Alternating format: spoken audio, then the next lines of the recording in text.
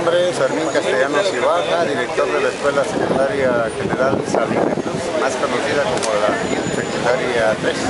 Profesor, platíquenos acerca de este movimiento que van a hacer. El movimiento que vamos a hacer es para presionar a las autoridades correspondientes de que ya vayan tomando cartas en el asunto, porque ya tiene más de 20 días de que sucedió el atropello que fue el día 30 de agosto.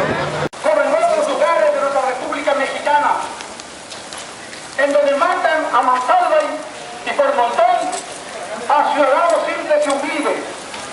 Por eso, detengamos estas arbitrariedades.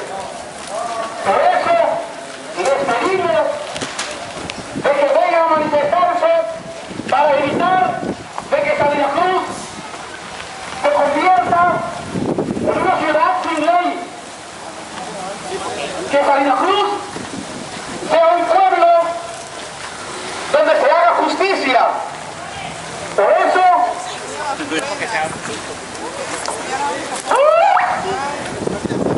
hemos llegado aquí donde está el agente del Ministerio Público